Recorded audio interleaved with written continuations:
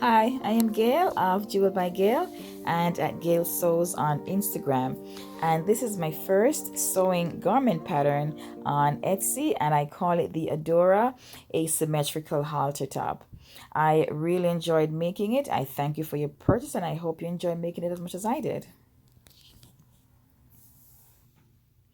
So here I am just cutting my 4 panels. I am cutting 4 because I am making my top fully lined. I folded my fabric in half and I'm cutting on the wrong side. I traced my pattern onto this brown paper because after putting the pattern together, of course, it's a 4XL pattern. So I traced my size out of it. I did not want to cut into the original pattern. Now, as I say further on in the video, you may cut your neck strap a little longer than the pattern because the pattern is made to standard dimensions. So perhaps your neck could be longer or shorter, but it's better to have it longer and cut off the excess at the end than to cut it too short. So without further ado, we are going to get into how I made the ADORA top. Hi, I'm Gail of at Gail Sews and at Jewel by Gail. And now I am working on the asymmetrical halter top that I am selling in my Etsy shop. And I am making a second one. I made this one first just to see how it would fit. And I use this to create my pattern. Now, I am a size, I'm gonna say 2 or 4. So I made mine in a medium. The pattern, like I said, is in my Etsy shop. And I'm making another one using the exact pattern that is in the shop. And I'm making mine in a size medium. Now, this one I made, it was not fully lined because this fabric is very thick, really nice stretch. So I did not need to line the fabric. So all I did was I joined the sides. I added in the darts in the front. I did not put any darts in the back. And then I added the strap. Oh, first I stitched the armhole here. And then I added the strap across the shoulder. And I just joined my strap like this, where the edge is showing on the inside like this. And then I finish the edges by turning it in. I'm going to demonstrate that process now. So here I am making another one. This fabric is quite thin, very stretchy, but quite thin. And so I've decided to line my blouse. So I have 2 layers of the same thing. So I cut out 2 blouses and I'm going to use one as lining, and then I'm going to attach the straps. The first step, step 1 in the infographic, is to join the sides. So I joined the sides already with a 1/2-inch stitch, and I've added in my darts. I stitch from the bottom towards the center, and I stitch from the top towards the center. Now, when you're cutting your pattern, of course, if you sew, you know you mark your darts at the top, you mark the 1 inch, you mark the center point, and then at the bottom you do the same. And so my darts are meeting right in the middle. So now that I have joined my 2 sides and I've added in my darts in the front, I'm not adding any darts in the back of this one as with the other one. But the tricky part with this, when you're lining it fully, is be careful where you're putting the darts, because you have to ensure that when you are done adding the lining to it, the dart is on the same side because it's asymmetrical, so it can't be on any side. So what I did was I laid out my lining piece, which is pretty much, it's the same fabric, and I would try this over it to ensure that the dart will come on both sides, and it is. So all I'm going to do now for this is I'm going to insert this inside of it. Oh, I'm off camera. So I've inserted one blouse inside of the other. One is on the right side and one is on the wrong side. So I've inserted one inside of the other. Wrong sides facing. So here are my wrong sides and they are facing. I will now go in through the top of my blouse, turn the fabric downwards like this, and turn them both on the wrong side. I am going to ensure that my 2 side seams are meeting. And you can open your seam as is customary or close it. I like to keep my seams closed.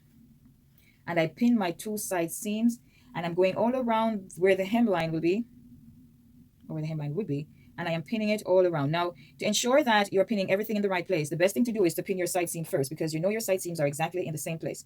So pin side seams first. So now my wrong sides, my right sides are facing, my wrong sides are out, and I ensured that my darts are on the same side. So this would be the front, lining front, and this is the back with no darts. Now I pinned the side seams because that's a good marker to know that you're pinning your top precisely on top of your bottom piece. And then I've marked where my darts are, and see my darts have lined up exactly. I'll pin that. And then I'm pretty much going to be stitching all around to close the hem area of my blouse. Okay, so now I took my blouse to the machine and I have stitched across the bottom. So after stitching my blouse at the hem, I've turned it over on the right side. So there are no edges showing. This is the wrong side, clean. On the right side, also clean. Now I am going to close the small side of the armhole, which would be this side. So what I'm going to do is I am going to hold my two pieces. I am going to reach around and match right side to right side and pin that. And then I'm going to pin. I always start pinning from my seams because my seams are exactly in the same place. So I know that the blouse is falling where it's supposed to be. I don't want it to be lopsided on me. Whenever you do a full facing, it can be lopsided if it's not, if you don't mark the center points and line them up properly. So now I am pinning all the way to the point at the top. And then I'm going to do the same for the other side. And I'm going to stitch along here. And I'm going to do the same thing for the other side. I'm going to reach through, pull out my other side. This is very important. So now I have the other side and I'm going to pin all the way to that point that falls up here. And I'm going to stitch that. And now I'm done stitching the armhole on the short side. So I'm going to turn this over. Okay, so I've now turned it over on the right side. And so as you see, the edge of it is nicely finished. The bottom is nicely finished. The only raw edge we have right now is across the top. So let's recap. First, I stitched the sides of my blouse. Always off camera. First, I stitched the sides of my blouse, and because I am making my blouse fully lined, I cut 2 of the front and 2 of the back. I darted the front of my blouse, and I darted what would be the lining of my blouse. I attach my facing or my lining and my main blouse first at the bottom at the waist or the hemline, whichever you want to call it. I turned it over on the right side, and then I pinned the right side to the right side of the short armhole, which is over here. It's a little tricky, but you have to pin it first in the darty area and then just continue pinning the rest. It becomes easier after you've pinned the darts, and you're pinning them right side to right side, not wrong side to wrong side. And now I'm left with this. So now I'm going to attach the strap. And if you are not lining yours, all you would have done was serge the edge or give it an overlock and then turn it down 1/2 of an inch and just stitch that. And the same would be done for the short side of the armhole. You would just turn that down, give it a stitch after you finish the edges with your overlock, which is what I did on this one. So I just turn the fabric down. I just turn the edge down, no lining. So now for the strap. So I have joined my strap, like I said, join your strap at the short end, and then you're going to attach your strap to your blouse. Always attach your seam to your underarm side seam and pin. Now, I said start stitching from this underarm piece, and then when you get to the end, you'll know if the strap is too much, so you can take off the excess.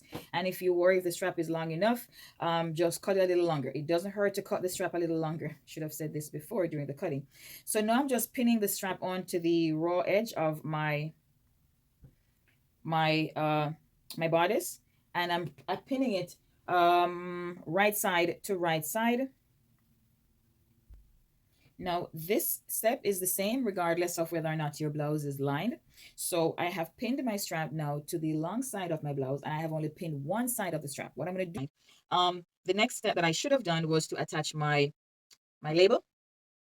So I should have attached my label before I attached my shoulder strap. That's my label, Jewel by Gail.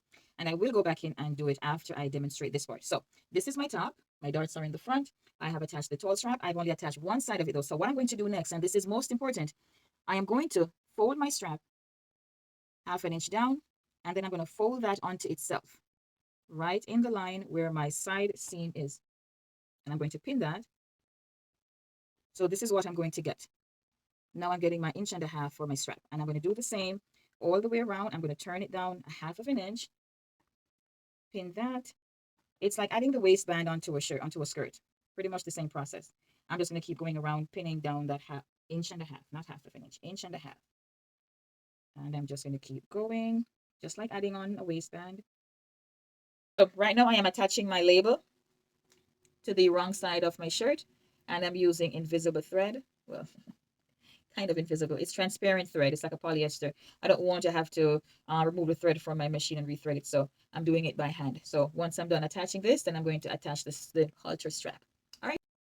Okay, so my label is attached, and it's on the wrong side of my garment. So now there's another step that I'd like to take, and again, this is only if your garment is fully lined. I want my lining to stay inside when I'm wearing my garment. I don't want it to peek out, and so I'm going to do an understitch. How that works is I'm opening my seam, that is my front and my back, and I am my main blouse and my lining, and I am going to stitch at the edge of the seam on the lining side, and that will keep the lining on the inside of the garment. So I'm going to do that now, and then I'm going to come back.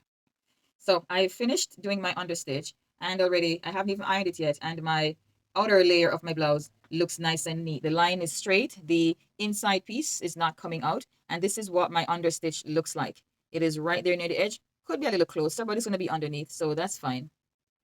And this is on the wrong side, as you can see. My tag is on the wrong side. So now my blouse is finished at the bottom, nice and neat. I'm pulling out all the stops on this one because I want this top to last me a long time. And now I'm going to attach my straps. So my armhole is also closed, and I should do a top stitch on my armhole, understitch on my armhole as well, to keep that from peeking out. Let me just see if it needs it. It needs it. See, the underlayer of my camera is, my lights are too bright. The underlayer of my armhole are showing. So right here, this is the wrong side. This is the right side. This is showing. When I hold it up, it's not supposed to show. See, it's coming over the edge. So I'm going to understitch the armhole as well to keep that in its place. So with my armhole understitched, it looks so much neater when you hold it up. See, the edges are so much neater now. You don't see that lumpy on the underside, on the wrong side sticking up. So now I'm going to attach my band, and I'm pinning it at the apex of the blouse to make sure that my lining stays nicely. So I'm pinning it at the top right here, and I'm going to attach my strap from this side, because I believe I mentioned it before. When I attach my strap from this side, I keep feeling it around, and then I get to see if what is left of my strap is too much, and I can cut off the excess. Now, this would be a good point to fit your blouse. This is what makes the difference between a factory made and a custom made garment, because now you can do your fitting. These garments and these measurements are standard, and they don't always fit everyone. So some persons might have a longer neck, some might have a longer bust, some might have even a longer torso, some might have a shorter neck, and maybe the strap, which is made from a standard measurement, might be too long, could be too short. Let's hope that's not the case, or else another strap will have to be cut.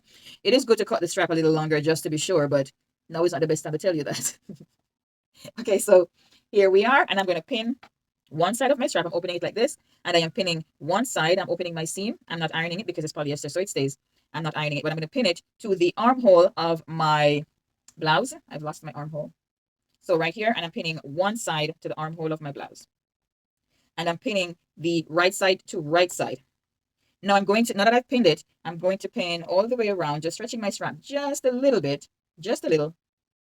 And I'm going to pin it all around until I get to the apex, and I will stop right there, and I'll pin the other side and stop at the apex. So now I have attached one side of my strap to one side of my blouse, and what I'm going to do next is I am going to open it like this, and I'm going to fold 1/2 inch on the other side of my strap, and then I fold 1/2 inch here, and then I'm going to fold that 1/2 inch down onto the blouse. So this is similar to the way we attach a waistband, and we could probably attach the strap in other ways. I could have given other ways, but I thought this might be the easier one to explain and show on camera. I could have closed my strap at the end that goes around the neck first, and then I pin it onto my shirt and just attach it. But already that sounds complicated. So I'm just now pinning it. So this is the outside of my strap, and this is the inside, and I'm pinning it close to the edge, and I will stitch along this edge, and it should fall right in the seam here. Now, this is how we generally sew the band of a skirt, or the waistband of a skirt, so that the stitching doesn't show. We stitch it in the existing seam for the first half of the strap that we attached. If we're really good, we get it right inside of here, and it doesn't show at all. So that's what we're aiming for. So I am finished pinning my strap all the way. That's what it looks like pinned. Now, I went a smidge past the seam that is here. I went just a smidge because I want, when I stitch, I am stitching in this lining, in this seam here, and I'm catching the other side. So let's do.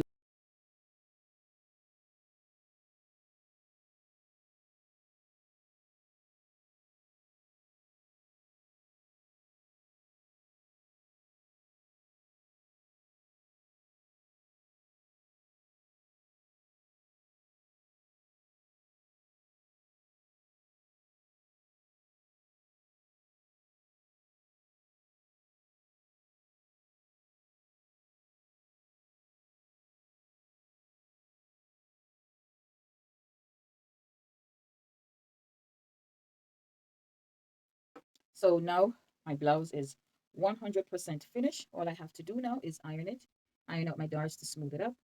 It is fully lined. There are no edges on my underside. My lining is inside. I have understitched the inside to keep the lining in. I understitched the armhole to keep the lining in. And all that's needed now is for my blouse to be worn. It just needs to be ironed. At a later point, I'm going to turn this into a dress by attaching it to a skirt to show how this can also be made into an evening gown. An evening gown. It could be a cocktail dress or an evening gown, depending on the length of the dress, the length of the slit, the height of the slit. So yeah, so that is it for making the asymmetrical halter top.